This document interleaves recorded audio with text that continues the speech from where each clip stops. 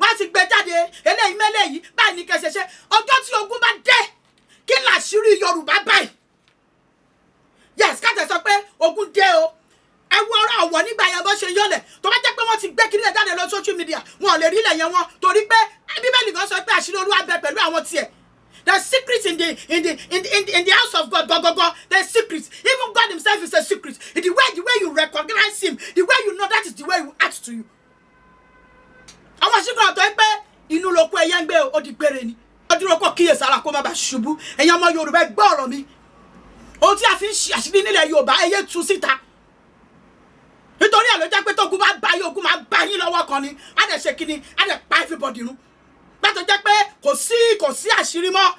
Ẹ ti sọ gbogbo àṣírí social media. Ìwọ tó fún yín gẹ́gẹ́ bí ọmú àti private part obìnrin ẹ ti sọ di yẹ̀yẹ́ lórí social media. So kí ló kù? Nǹkan tó ti bẹ́ẹ̀ lórí social media kò wọ́n fi ṣépè fún ọkùnrin kò lè ṣiṣẹ́ mọ́. Torí wọ́n fúnra rẹ̀ bó ti gbé ìwòwò ara ẹ̀ jáde. Ìwà ni màá fi òwò ṣépè fún ẹ̀ òwò náà dà kó ṣe òwò mọ́ o. Ó ti di public figure private part. Ẹ jẹ́ ká fi ọpọlọ sí. Ẹ jẹ́ ká wà nínú ẹ̀mí. Orí bọ̀dá mi nípa master mi nígbà yẹn gbà tí mo wà ní Methodist. A ní tó bá fẹ́ bọ gúngún kó bọ gúngún. Tó bá fẹ́ bọ òrìṣà kó bọ òrìṣà. Tó bá fẹ́ sìn Elédùmarè kó tètè sìn bó ṣe yẹ. Ìwọ aṣègbàgbọ́ ṣàbọ̀ òrìṣà. Abọ̀ṣù bọ́ọ̀lùgbàlà àti gbòòrò dé wá sílé Ọlọ́run ẹ̀san ń bọ̀ kánkán oníyèméjì dandan ni kó jogún òfo. Oníyèméjì ó máa jogún òfo. Oníyèméjì bí mo ṣe ń sọ lọ ó máa jogún òfo. Ẹni tí ò bá lè sìn Ọlọ́run kan tí ò tọ́lọ́run ló máa sìn. Ó ti sọ àmì òróró di àmì epo. Ó ti sọ di àmì àdí àgbọn àmì àdí dúdú àmì omi gọ́tà oríṣiríṣi àmì ló ti wà. Ta ló pè ẹ́? Ìgbà wo ló pè ẹ́? Kí ni ìdánilójú ìpè ẹ́? Ta ló fàmì òróró yàn ẹ́? Àbí ìwọ ló kàn yọra ẹ́? Tó bá ti lè rí gbogbo question ìdáhùn ó bẹ́tà kó lọ bọ́ṣọ ṣẹlẹ̀ sílẹ̀. Tẹ́sì tó ń ṣe fún wọn tẹ́lẹ̀ wọ́n ṣe tẹ́sì mọ́ sí torí pé ọ̀rọ̀ ń gbọ́ ọ̀rọ̀ àìláṣọ Ọlọ́run pàràkà ti dohun àpérò.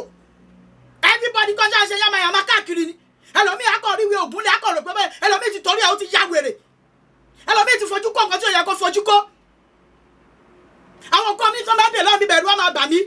Wọ́n bèèrè rọ́bìsì lọ́wọ́ mi mọ́ ní ṣé bíbá ìjọlé alágbó ni àbí mo ṣí ṣọ́ọ̀bù babaláwo ẹjọ́ tó lọ́hùn. Ẹ máa mú ìwé ògùn wá bèèrè ṣiṣẹ́ ní ṣọ́ọ̀bù spiritual mi mọ́ o. Nǹkan tí mo ń ta ẹ̀kọ́ fún ìwúlò àwọn ènìyàn ni everybody can see my shop. Perfume, ọṣẹ, omi, àwọn nǹkan tó ẹ̀pọ̀ lè lò nínú ilé kó wà òkè. Má dẹ̀ bẹ́ẹ̀ ṣe fumigation nílé ẹ, má ṣiṣẹ́ fún ẹ pẹ̀lú ìgbálẹ̀ àtomi àsímọ́ lọ́fífọ́ ló ilé yìí ó máa wà òkè fún ẹ. Àwọn tó ní diabetes, àwọn tó ní low sperm count, àbí àwọn tí nǹkan ọmọkùnrin wọn ò ṣe déédéé, àwọn tí mò ń attend sí nìyẹn. Wọ́n jẹ́ kí n sọ fún ẹ tó o bá gbowó yẹ̀pẹ̀ wàá fi kọ́lé òkúta tó bá dẹ̀ kọ́ kò ní dúró. Tó bá gbowó yanrìn yẹ̀pẹ̀ ló máa fi kọ́ o tó bá dẹ̀ fi yẹ̀pẹ̀ kọ́lé kò lè dúró títí láéláé ẹsẹ̀ la fi mọ́lé yẹ̀pẹ̀ láyé ìgbà yẹn bọ́ tó bá fi kọ́ ilé ó máa gàwó ni kò lè dúró. Ṣé nǹkan tí ọmọ ẹ máa dé bá lọ́la tó máa sọ yí pé o lè ṣe nípa tiẹ̀ pé o lè sọ nípa tiẹ̀ pé o ṣe wọn tó lè ṣe. Mo gbàdúrà lórúkọ Jésù ní abẹ́ àkóso tí ọ̀run sẹ̀mẹ́lẹ̀ gbogbo ẹni tó ń wẹ̀ sí resources ayé ògùn ayé rẹ̀ àti tèmi irú ẹ̀dá bẹ́ẹ̀ lórúkọ Jésù kó gbiná dànù. Ohun tó yẹ kó lò gẹ́gẹ́ bí àlùmọ́nì kó fi ṣògo gẹ́gẹ́ bí wọ́n ti ń lo ohun èlò Yorùbá báyìí láti ṣe yàmàyàmà. Gbogbo ẹni tó gbógun ti Yorùbá Ọlọ́run kó bá mi gbógun ti wọ́n lórúkọ Jésù.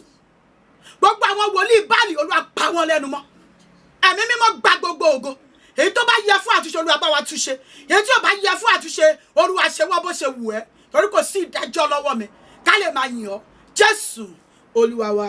Àmín lórúkọ Jésù. Àlàáfíà. Ẹ dárúkọ nọ́mbà yín àti àdírẹ́sì yín fáwọn tí wọ́n wò káàkiri àgbáyé. My name is Prophetess Adejoke Adetutu JP. My address is at 365 Ishari Idimu Road, opposite Anglican Church, Idimu, Lagos, Nigeria. Then you can call me on 0069792767. Àlàáfíà.